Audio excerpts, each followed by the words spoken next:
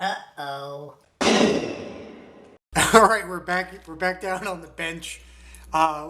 We got a delivery that we've been waiting for a long time, or I've been waiting for a long time. So it's going to be kind of cool. But first, let's take care of business. Once again, everything brought to you by Three Monkeys Solderless, right? Home of the world's greatest cable systems for your pedal boards and even your home and car audio now, right? We got the RCA connector now. How sweet is that? Gold-plated solderless connector, RCA, the only one around. A DC connector and our audio connector. Simplest thing, just cut off your cable and literally screw it on, and it's done. It's threaded in there. You just screw it on the cable and you're done. No soldering, no wire stripping, no nothing. It's too easy. All right, anyway. So what did we get in the mail? Or in the post? Or in the UPS?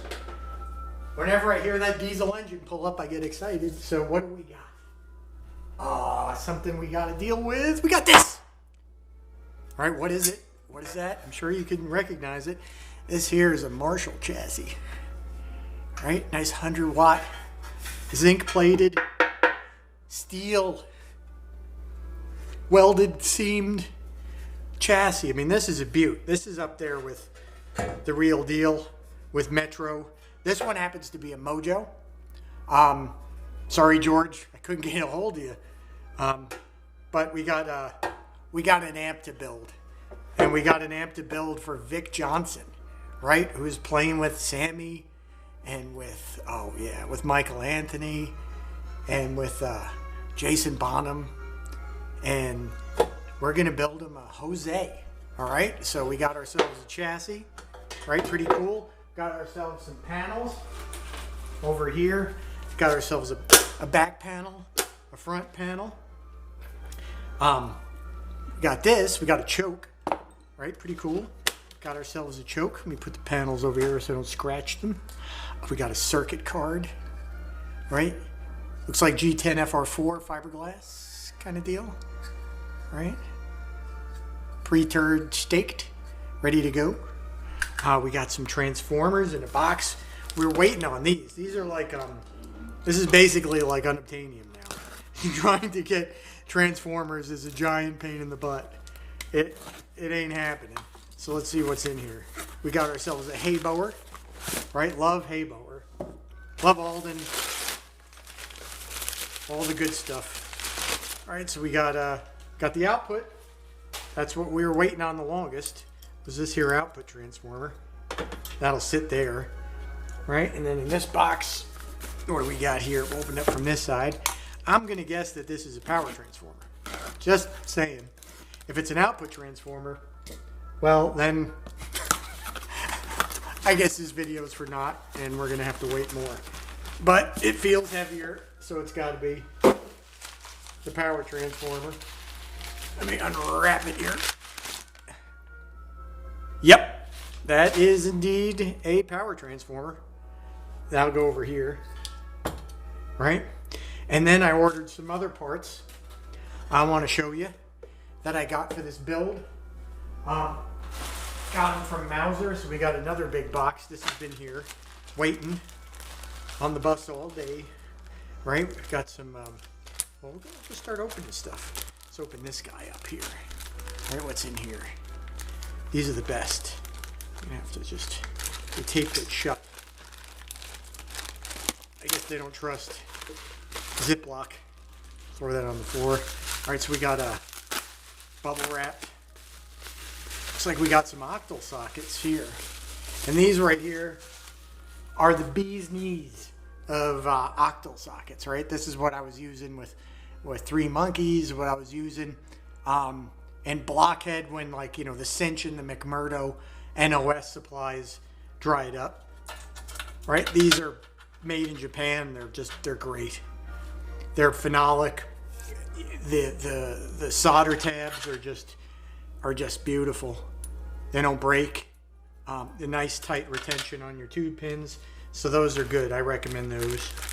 We got ourselves, what we got in here, looks like we got some fuse holders, right? We're using some nice fuse holders. This thing's got to be built, you know, to withstand touring, right? And that's what I've been lucky enough to have some work experience dealing with the needs of touring techs and their artists, and seeing what kind of stuff goes wrong on the road, right? I mean, that's a really kind of an important thing to learn. If you're kind of, let's say not putting things into practice, right? Like if you're building rally cars, let's say, and you're only driving them around your neighborhood, you're probably not going to learn as much as if you're taking your rally car and taking it out on the road, right? So you learn a lot about what happens to your rally car when you go and, jump it, drive it through mud, drive it through snow, smash it into things, roll it over,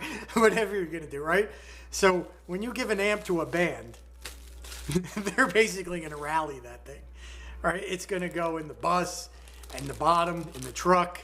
It's going to be put out on stage in all kinds of weather. It's going to be, 20 degrees in the back of the semi-truck when they pull up. Then it's going to go up on stage. The lights are going to come on. It's going to heat up. It's going to go through all kinds of heat cycles. It's going to get vibrated to here and tomorrow. It might get dropped. Depending on your artist, it might get kicked or thrown. All kinds of crazy stuff can happen. So I've learned it's what works and what doesn't. So we're going to use what I've learned that works for our friend Vic.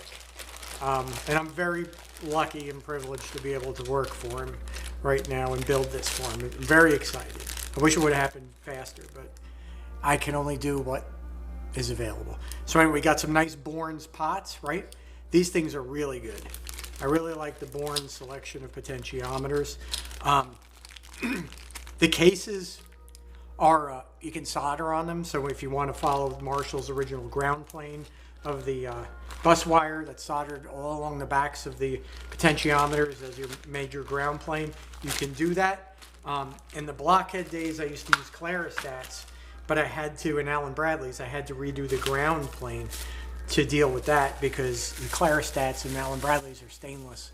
You can't solder on them. All right, we got ourselves some really good Carling switches. These work real well. What's in here? More Bourne's potentiometers in here.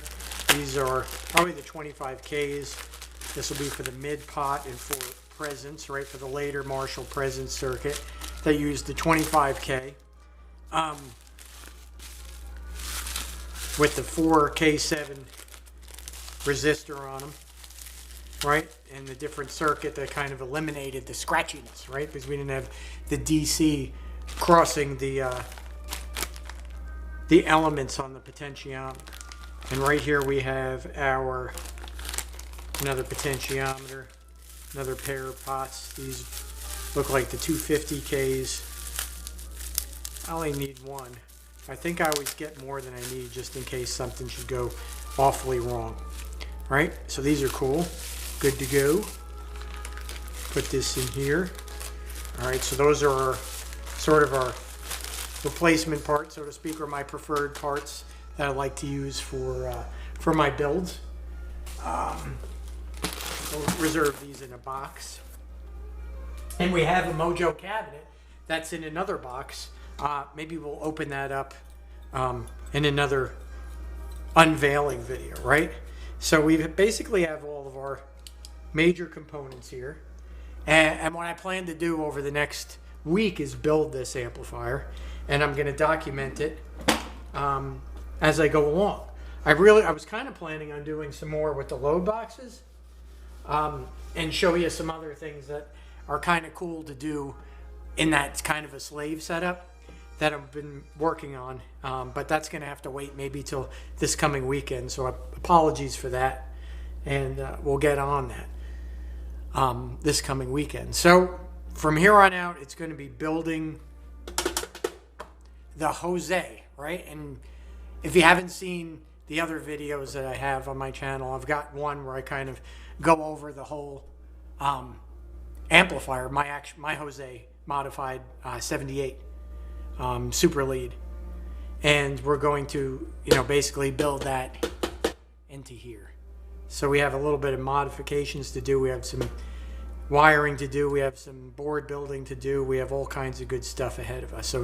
So let's stick around with me, and we'll Trying not to make these too long, but you're going to see the build. All right, so I'll see you real quick. Thanks for watching.